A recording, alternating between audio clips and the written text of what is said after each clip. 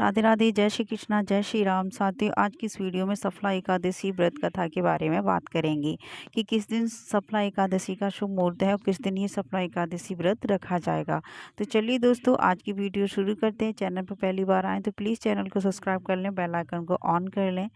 सफला एकादशी इस साल की आखिरी एकादशी है।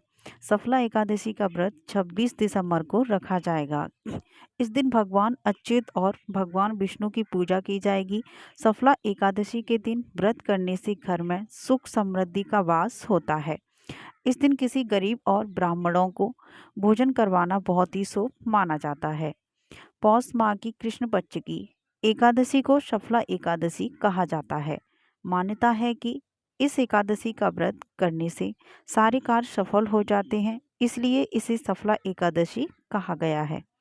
इस दिन भगवान अच्युत और भगवान विष्णु की पूजा करने से घर में सुख समृद्धि और धन की आपूर्ति होती है। इस बार सफला एकादशी 26 दिसंबर 2024 गुरुवार को मनाई जाएगी। सफला एकादशी के दिन व्रत करने से घर में सुख समृद्धि का वास होता है। सफला एकादशी पौष माह की कृष्ण पक्ष की तिथि को मनाई जाती है। हिंदू पंचांग के अनुसार सफला एकादशी की तिथि की शुरुआत 25 दिसंबर को रात 10:29 पर शुरू होगी और तिथि का समापन 27 दिसंबर को अर्धरात्रि 12:43 पर खत्म होगा। सफलता एकादशी का पारण 26 दिसंबर को सुबह 7:12 से लेकर 9:16 तक होगा। सफला एकादशी के दिन भगवान अच्युत जी का पूजन किया जाता है। साथ ही इस दिन श्री हरि का भी पूजन किया जाता है। मान्यताओं के अनुसार सफला एकादशी की रात जागरण करने से सभी इच्छाएं पूर्ण होती हैं। इस दिन श्रद्धालु बड़े स्तर पर पूजा, हवन और भंडारे आदि का आयोजन करते हैं। इस दिन किसी गरीब और ब्राह्मण को भोजन अवश्य कराना चाहिए। भोजन कराना बहुत ही शुभ और फलदायी माना जाता है। सफला एकादशी के मंगलकारी व्रत को पूरे विधि विधान से करने से मनुष्य को मृत्यु के बाद विष्णु लोक की प्राप्ति होती है।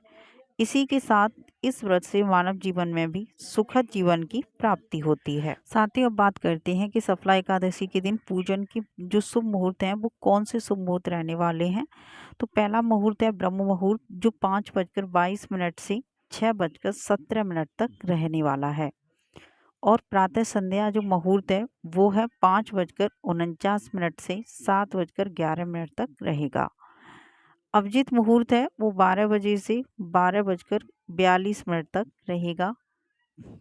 विजय मुहूर्त है वो 2:04 से 2:46 तक रहने वाला है।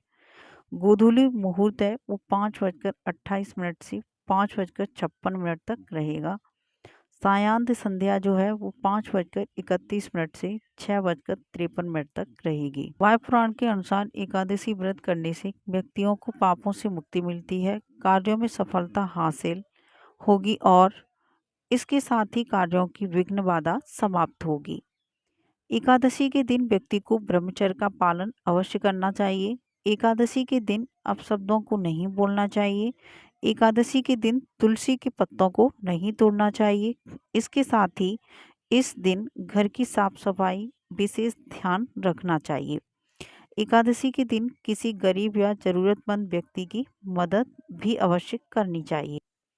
तो साथ ही सफला एकादशी को बहुत मन से पूजा पाठ करें, विष्णु भगवान को मनाएं और अपनी जो भी मनोकामनाएं उनसे पूर्ण करने के लिए प्रार्थना करें। घर में साफ सफाई का विशेष ध्यान रखें। पूजा करते समय जिस स्थान पर आप पूजा पाठ करें उस स्थान पर सबसे पहले गंगाजल को छिड़क लें।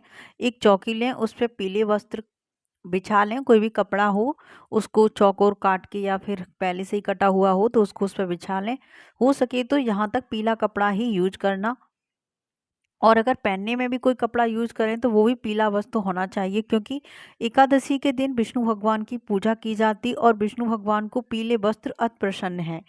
यानी कि पीले वस्त्र नहीं, पीला रंग ही उनको बहुत पसंद है।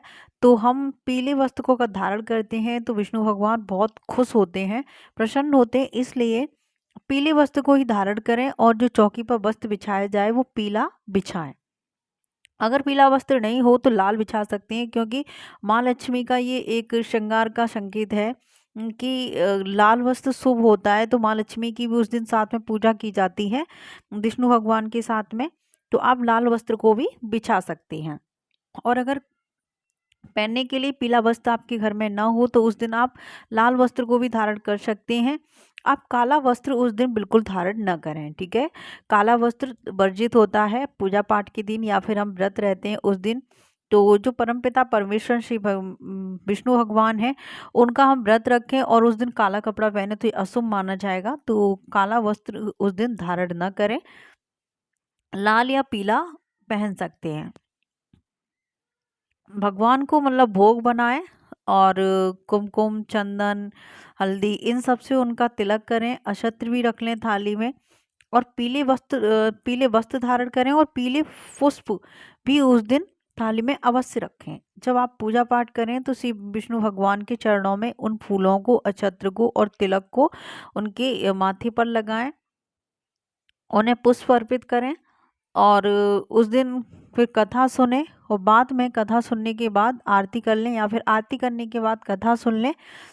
आरती करना बहुत ज़रूरी है। पूजा पाठ करने के अंतिम टाइम पर आरती अवश्य करनी चाहिए, हर रोज़ करनी चाहिए, लेकिन जब आप एकादशी व्रत रखें तो उस दिन विष्णु भगवान की आरती अवश्य करें। दोनों टाइम करें, जो सुबह इस व्रत को धारण करें सूर्य भगवान को अर्घ देने के बाद, तो जब आप संकल्प लें तो उस टाइम भी आरती करें विष्णु भगवान की, और जब शाम हो तो शाम को भी आरती करें। जब पारण करें आप 27 तारीख को, 27 दिसंबर को, तो उस दिन भी विष्णु भगवान की आरती करके तब आप इस व्रत का पारण करें।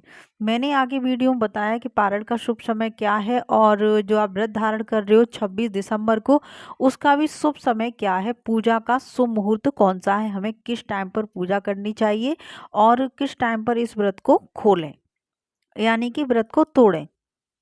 जब आप पारण करें इस व्रत को तब भी आपको सूर्य भगवान पर अर्घ देना है। ये नहीं कि आज तुम व्रत को खोल रहे हैं तो बिना अर्घ दिए खोल लें, नहीं।